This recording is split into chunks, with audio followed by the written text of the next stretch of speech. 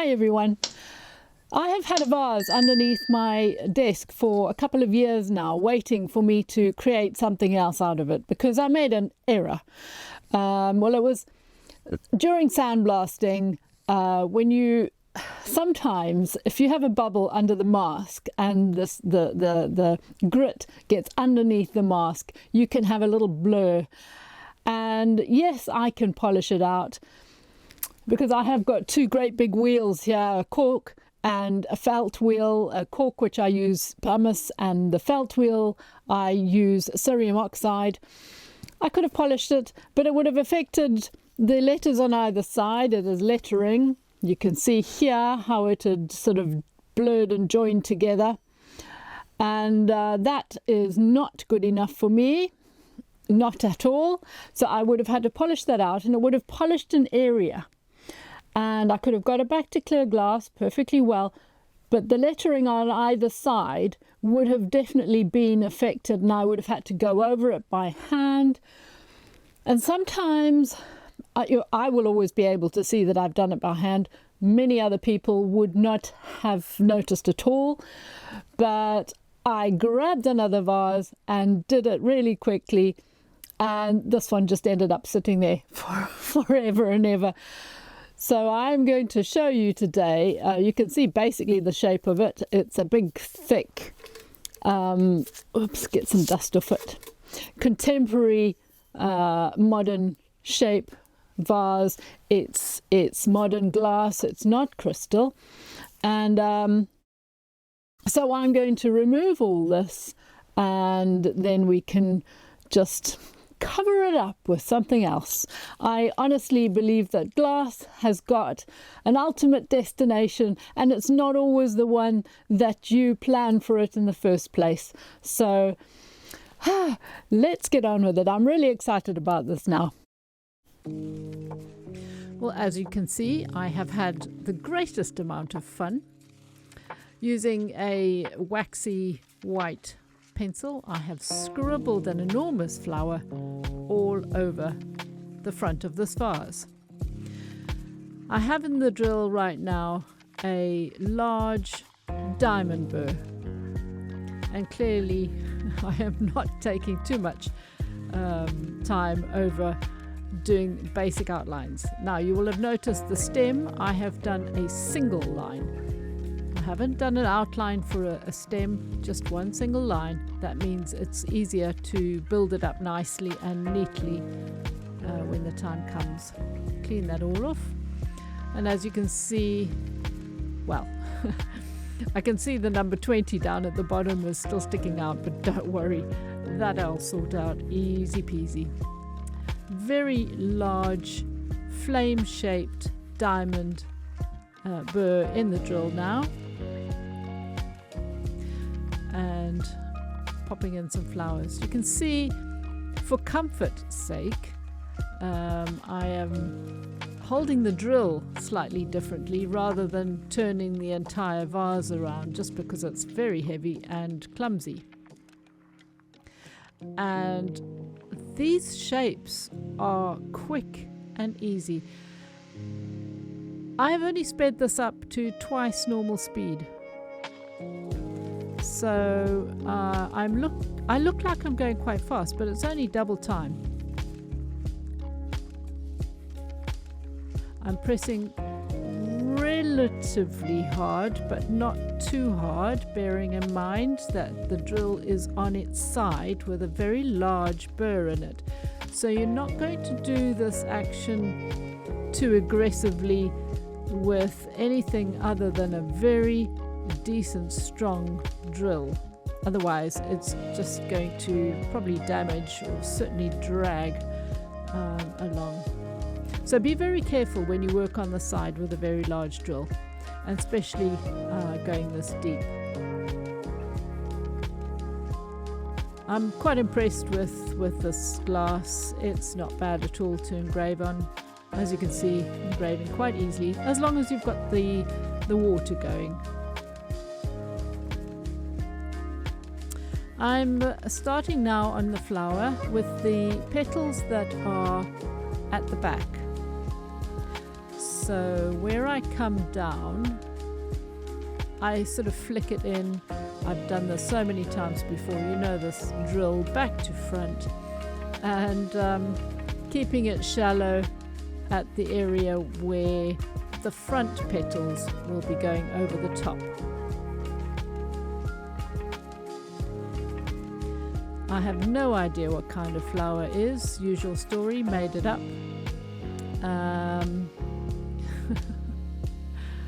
So I decided to put these grooves in it. I had seen something similar online, but I like the idea that these petals are, it's reminding me of a sort of clematis kind of flower, but goodness knows what it is. It's just a big chunky flower.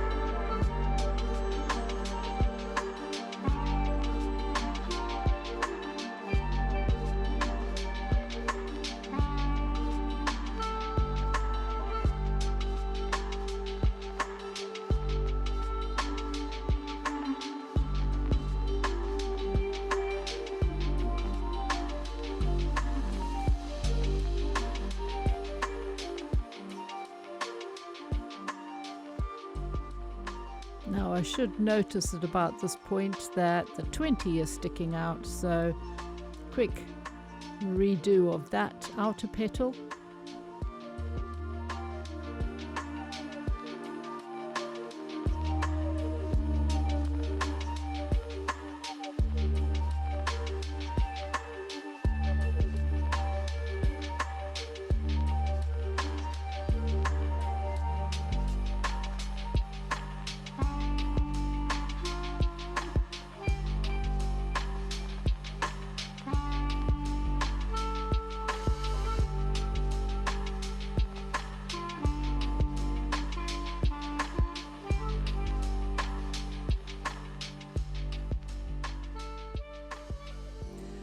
Now, because you are doing the petals further forward, you need to make sure that the outside of the petal is much deeper than the one behind.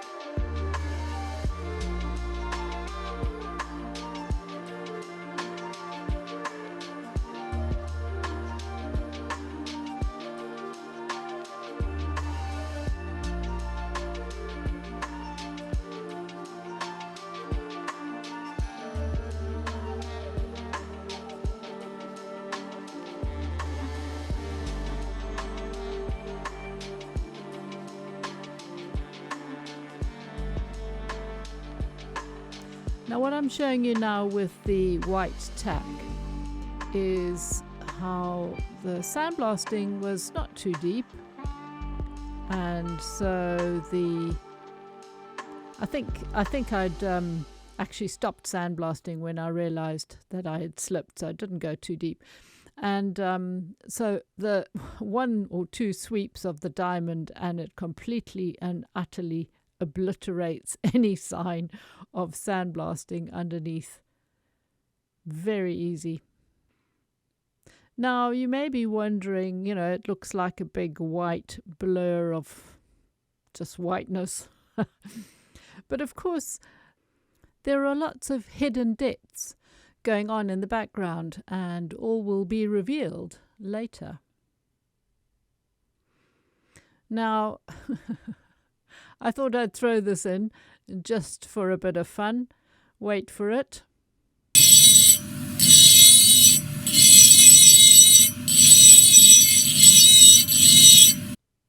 Okay, that's enough of that. It is rather noisy, obviously. And you could hear the dust extractor in the background as well.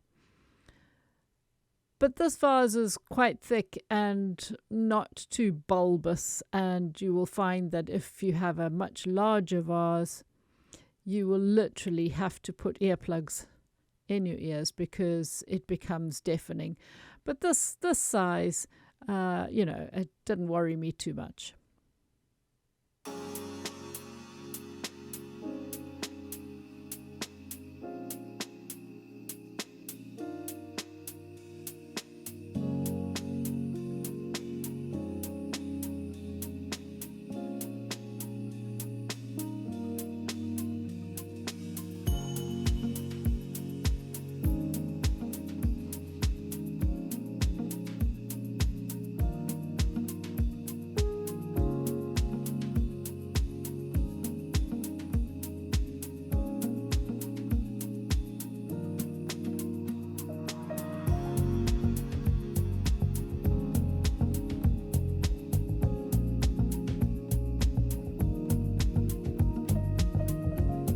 So turning the vase for this one because it really was getting a little bit awkward to go sideways. It's much easier, as I say every time, to either push away or pull towards you.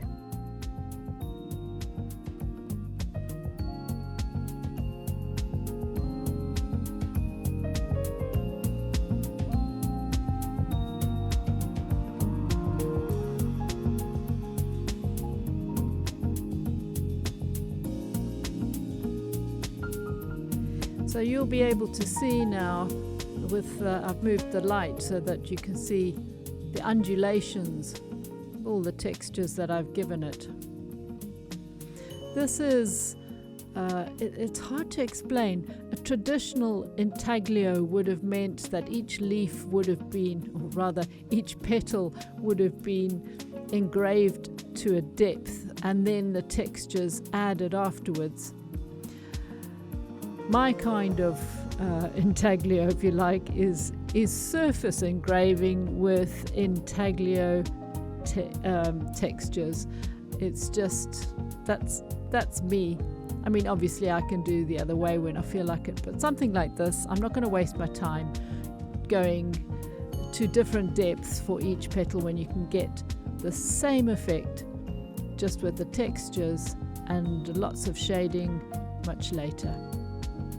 Okay, very carefully, I've got this running now at 100% speed so that you can see me, this is in real time speed, as I build up the stem.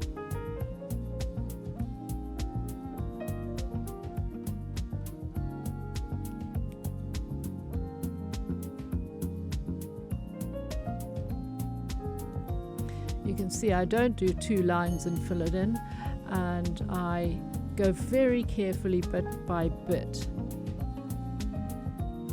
blending it into the original line.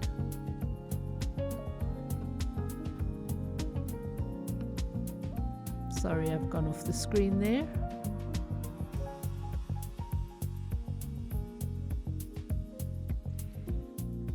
The middle part will be quite a lot deeper.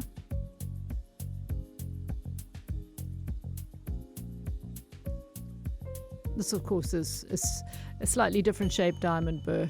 That's the big round one again that I did all the outlines with. So just touching up some of the petal edges so that it definitely is over the top of the stem.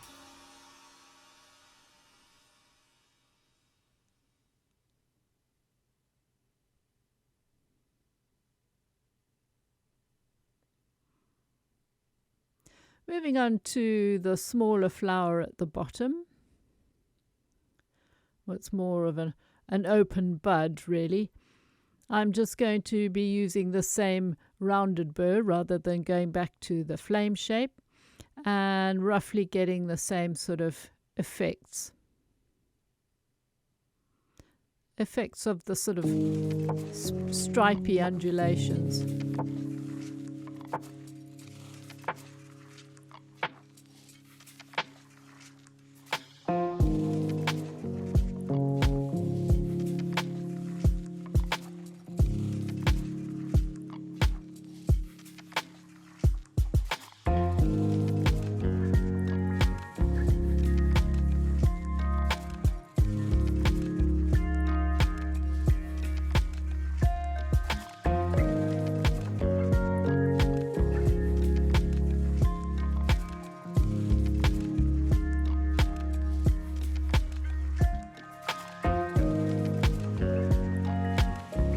So that middle bit that is sticking out is quite big and chunky, quite busy.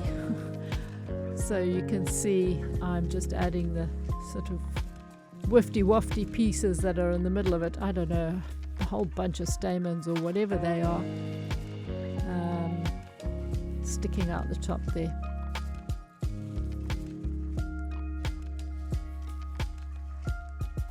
Right, that's looking pretty neat. I forgot to mention actually when I was engraving the middle of the top bit, this is just a green stone quickly, when I was engraving that middle bit, that I did the long stripy bits of the stamens higher up, and then the ones near the bottom are the ones that are pointing straight out to us, so they are more rounded. You can see they're more of a blobby effect because they are very much foreshortened, because they're coming straight out at us, and it gives that impression. The petals, however, are hanging down more. I could have made them a little bit more rounded actually, coming towards us, but hey ho, it doesn't matter. Here is a big fat rubber, quite a coarse rubber. I mean, whatever rubber you've got, it doesn't matter. I'm starting off with this rubber just so that you can see some of the variations quickly before the end of this part 1. I didn't want to leave you with this big white blurry mess. I thought I'd give you a little bit more.